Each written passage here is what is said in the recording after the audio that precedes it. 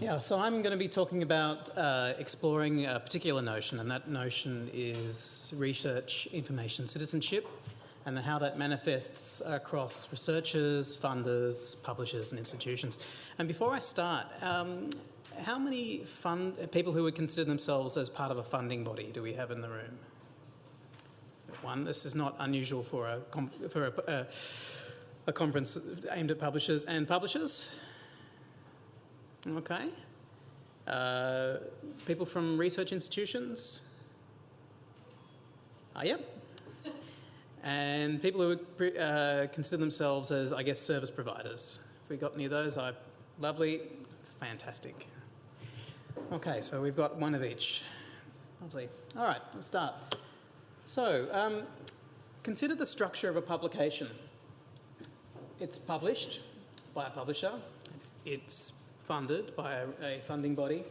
It's classified, it's referenced and referenced by an expanding network of ideas. It's authored by researchers who are affiliated by organisations. And this is a fundamental molecule, if you like, of the research information space to which we all belong. And consider how it travels, influencing the world around it. It connects people to ideas through its discovery and discovery platforms. As we aggregate it at institutions and funding levels, it creates research identity through aggregation, and it enables assessment and supports strategic decisions around research investment. And as it travels, it gathers further context and value. So if there's a molecule and it's travelling, there ought to be some rules about how it travels. And if I can be as audacious to say, I think there are some laws of research data mechanics that govern how these molecules travel throughout our system. Some of them are fairly obvious, but I'll start with the third law. So I think there's a third law of research data mechanics, and it is that research particles can only exist in an openly available shared context. And that is to say, if you've got information and it's travelling between systems, the only way that it can travel between one system and another is if A, it has its own persistent identifier, so we're familiar with persistent identifiers like DOIs for publications, like ORCIDs for researchers. But if that description of that publication is to travel between systems, then the other things that describe it also need persistent identifiers. So a researcher is a researcher is not just identified by their ORCID, they also did that work at an institution, and we need to be able to reference that institution by an identifier.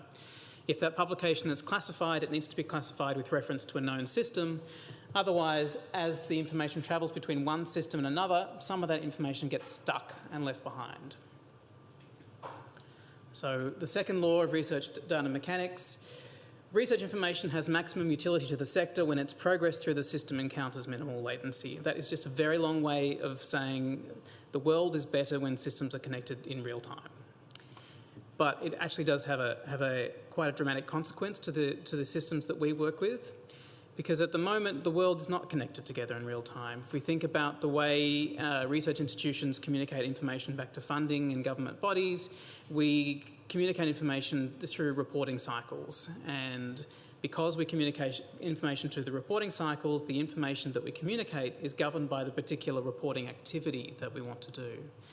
If we move from a system where we communicate things through reporting activities and just look at how we communicate systems in real time, we actually dramatically change what we can achieve. And this is a small example which I noticed when I was at the University of Melbourne and we implemented Altmetric with Elements. In learning how to integrate systems, we actually gain new capabilities. At University of Melbourne, when we turned on Altmetric for institutions, we had an existing system in Elements that tracked all of the university's publications. We pushed that information through to Altmetric, and the day that I turned that on, there was at least 100,000 new data points about my publications in the Altmetric system that I could track and investigate just through connecting those systems. So in connecting things together, we obviously get new data.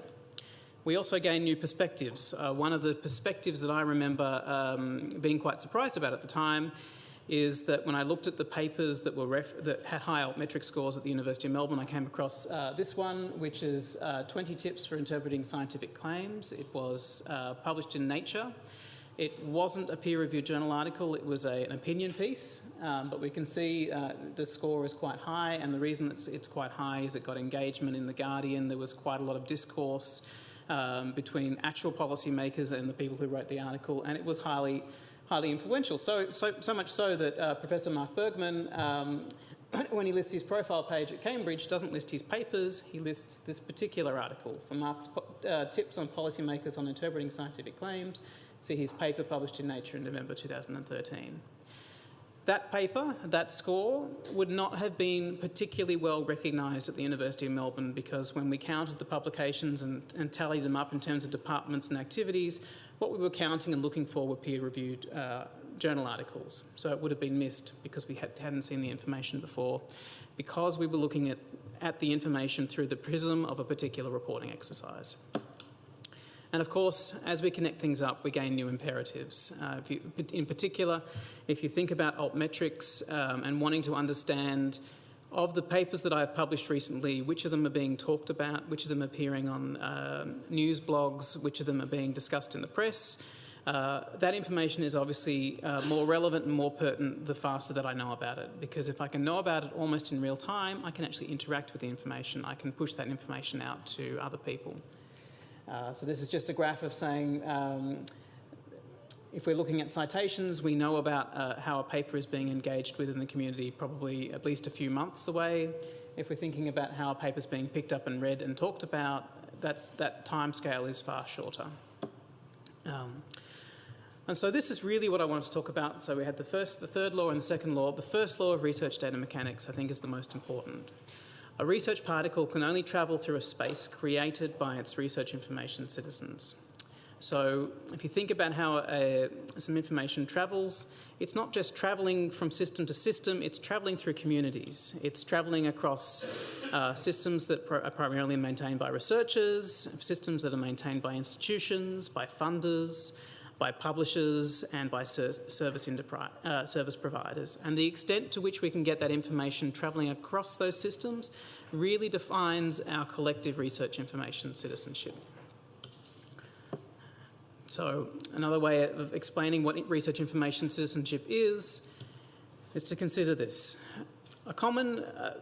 It's a good start that funders and publishers and research institutions can adopt the same research information infrastructure. So if you think about how publishers are beginning to mandate the use of ORCIDs, how that helps institutions, how funders are beginning to say you can't apply for funding unless you create an ORCID, that's really great. But what really defines research information citizenship is when we, as research information citizens, start using that information, start consuming it and pushing it on to other people. So research information citizenship really comes into play when our information practices change to benefit the needs of other citizens in our society, if you like. And I think that's when research information citizenship really takes hold. So what I'm going to do today is really explore that notion from the perspective of a research institution, from the perspective of a publisher, from the perspective of a funder, from the perspective of a service provider, and also researchers themselves. And necessarily this is going to be a fairly brief treatment, but the idea is to build up an overarching sense of research information as not just something that we consume, but research information as something that we touch and pass on between ourselves.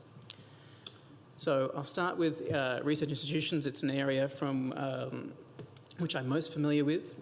And I really want to, and I'll start with a more local concept. So if we think about a university and the systems it holds research information in HR systems, in finance systems, in research information management systems.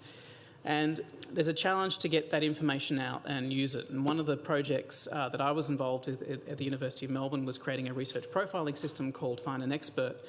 And really the task was, how do we get that information in the HR system and the finance system and the research system and repurpose it and create public profiles for all of our researchers? The blue dots are the information that we were able to get from the HR system, so name, position, a bit of a description of research expertise, The orange dots were from our publication system, and the green dots were from our grant system, and you can see that we're bringing it all together. If you look really closely, and that probably means having binoculars in this room, you'll see that bringing all that information together actually involves some compromise. So we're publishing information from the HR system, but the HR system at the University of Melbourne, it turned out, was kind of shouty. So all of the names are in uppercase. Actually, it turns out our grant system was also fairly shouty too. So the list of grants that are coming through are also going to be shouty. It was quite nice that we tracked a lot of research information in the HR system, but that's a fairly bespoke application. Other HR systems don't necessarily do that. So as the university moves on, what's it going to do about that? So joining systems together is not just about being able to consume information, it's also about making compromises. Another quite significant compromise was that the HR system had an organisational structure. It's the structure through which we pay people, which meant that researchers weren't necessarily represented at the department level through which they came from, but a level up. Some compromises you can live with, other ones are fairly important to get right. And the reason for that is that organisational structure is something that doesn't just drive a research identity on web pages, it also drives how we can support other research systems in the university. So for instance, to drive Figshare at the University of Melbourne, the University of Melbourne's installation there, we took the department structure from Elements and pushed it through, and that was coming from HR. So getting these structures right and having them flow through internally actually defines research information citizenship and the need to understand how information is consumed even before it leaves the boundaries of the institution. And the last thing to say on institutions is that community compromises can evolve. Today, the name authority is HR, but tomorrow, if everybody's linked up with ORCID, why isn't the name authority coming directly from the ORCID record? Isn't that a way that as we connect systems together, we can actually push that authority and that control of how we're represented back to the institute, back to the researcher, even though it's a page within the institution. So that's a bit about how institutions consume information. What do institutions need from the community? That's what we've been talking about. Well, an ideal flow is that you can imagine a publication is collaborated on, it's created, it's published, it goes through a discovery system. At the point that it's in the discovery system, it's also discoverable to the research institution so that we can do institutional government reporting, and it flows through to public profiles. That would be the ideal flow of how information goes from publishers through to research information, through to research institutions. The lived experience, or at least the lived experience of how I experienced that flow of information when I was at Melbourne, is somewhat more like this. In fact, that is to say, until the last 6 or 7 years, there really wasn't a flow of information between publishers and research institutions. Research institutions, more often than not, had to type rekey all of the publications that they produced into internal systems, and it's only since about 2003 that we began to leverage the databases that we had in our libraries to join them back up to our research information systems so that we could at least begin to say, we've searched our library resources, we've found these publications, we think these are yours, can you please confirm? And that's something that we've been moving to, that's something that Symplectic Elements began to do in 2003. It's something that Pure does. It's something that most research information systems do, is leverage the resources that the library resources we have so that the researcher experience inside the institution is no longer typing publications, but more often than not confirming the ones that they have. So, and of course this story is getting better. There'll be some more, there'll be a talk this afternoon from Alice. And we know that one of the main goals of ORCID is to reduce the amount of times that researchers need to key in their publications. So if it's known in ORCID, then it can be pulled down and brought into our research information systems. So what should institutions give back? That's what they're consuming. What should they give back? Well, I think research institutions do have some community responsibilities. It's only a research institution that can authoritatively say, these researchers have these affiliations to my institution. They do play a role in publishing out validated publications. I think they play an enormous role in embedding the practice of helping researchers understand how to use their ORCID, especially through a new generation of researchers.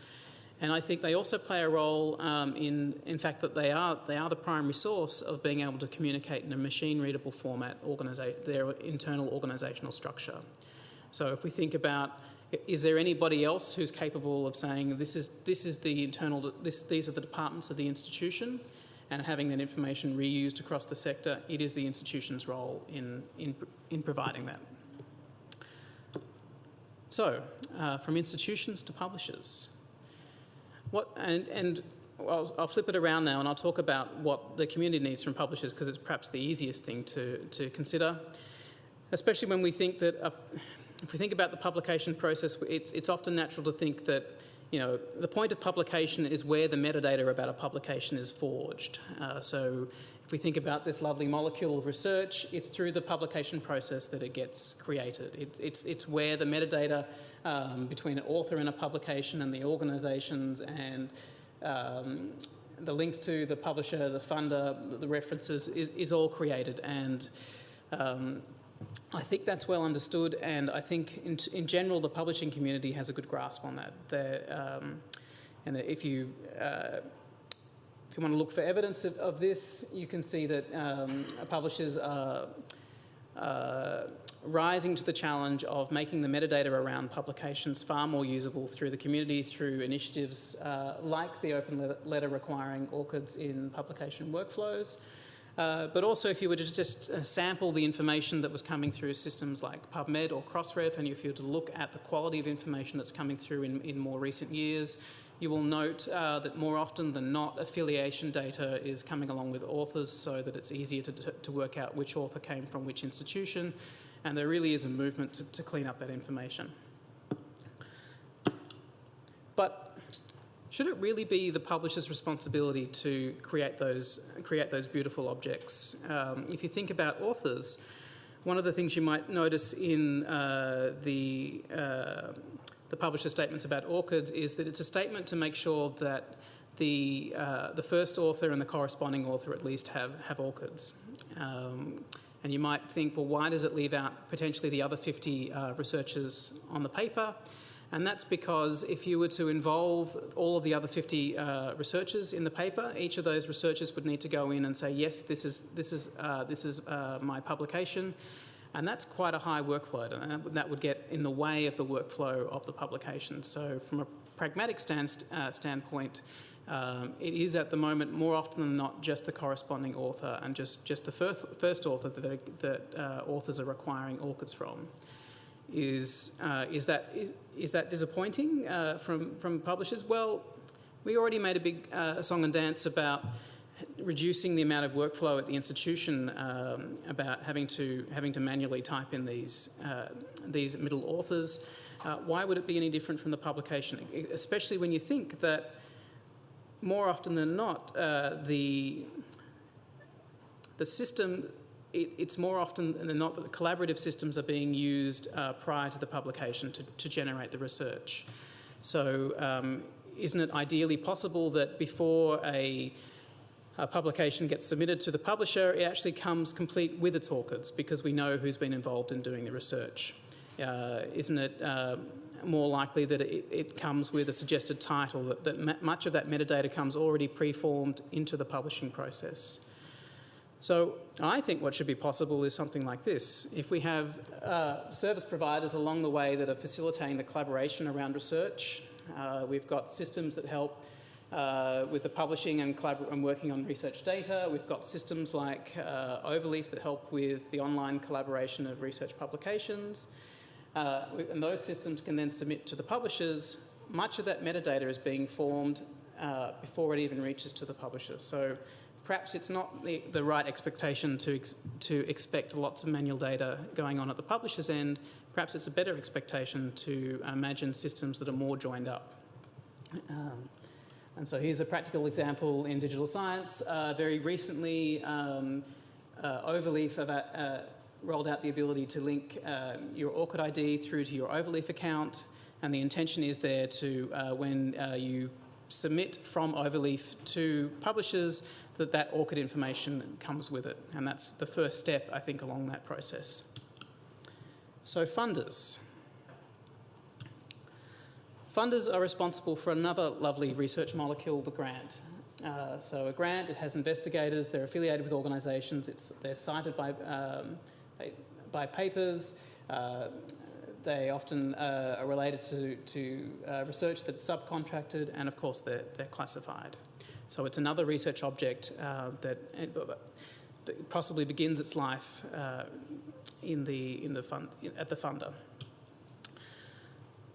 But if you think about funders' needs, they have needs that are very, very similar to research institutions. If you think about what funders are doing, they are employing, or at least funding, researchers to go and do some research, and they would then like to know what was the impact of that research, what publications produced, when that research was done, what did the researcher then go on to do.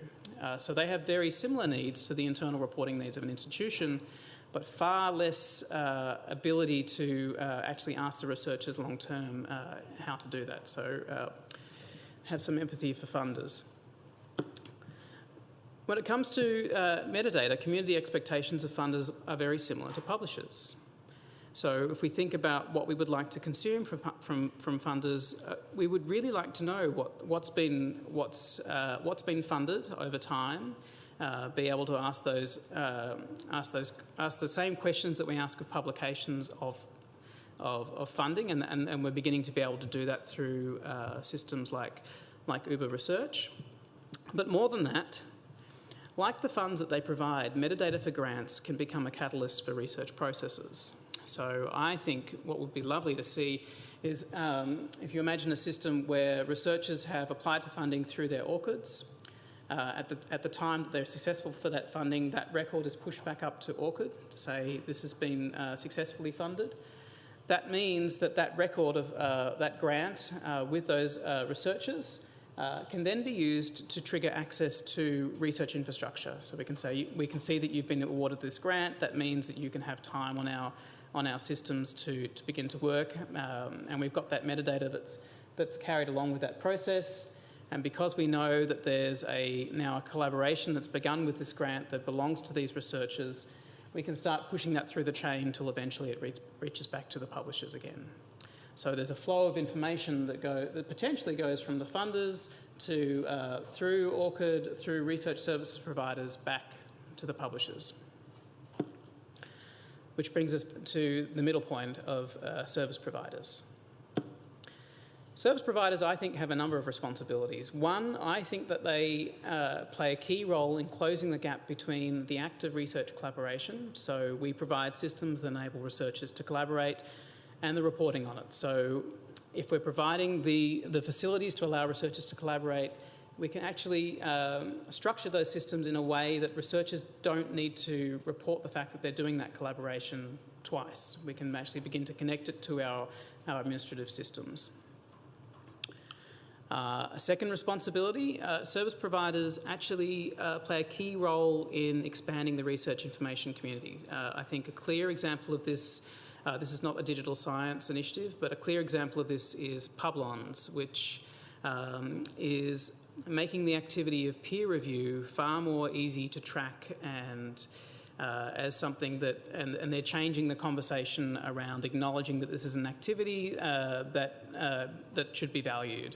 And it's through the service that they provide that we're expanding the types of information that are available to us through the research system. Another example of this, which I find really exciting, is The Conversation. How many people are aware of the news site The Conversation? About half. So The Conversation is a news site which is a collaboration between researchers and journalists, and it exists to help researchers engage with the public. So basically, they will engage on issues of society or talk about their research, and researchers will work with them to make sure that what they write isn't too technical and can be understood by about the level of an interested 16-year-old. And it started in Australia, but it's been syndicated to the UK and the US, and I think France and South Africa as well, I think. One of the things that they've done, which is quite exciting, is that they've allowed researchers to add their ORCID to their record. So again, if you think about it, what could happen here is that researchers could create a piece of, could write an article for the conversation, because that article is potentially connected to ORCID. That article could be known to ORCID. Because it's known to ORCID, it can be harvested into research information systems. Because it's in a research information system that might be connected to Altmetric, we can begin to track its impact in the world almost from the time that it's been created. Now, there are steps in here for which haven't happened yet. One of the steps that would be nice is being able to think about an article in the conversation as more of a grey literature, and therefore be able to assign it a DOI, and then that flow of information through the systems becomes more possible. But it's certainly something that we need to think about. As we connect systems, we actually broaden the space of information that we're thinking about. And, this matters. Articles from the conversation are tracked in Altmetric. So this is actually a look at a slice of information from the University of Melbourne. And if we look at this time period, there are 178,000 mentions. If we were to filter that just based on the conversation, we'd see 52,000 of them were from the conversation. So if you were looking to make a case that publishing in the conversation increases your institution's engagement profile, there's information there that would support you. And responsibility 3, I think service providers, where possible, we can collaborate to build shared infrastructure. And I think an example of that at Digital Science is GRID.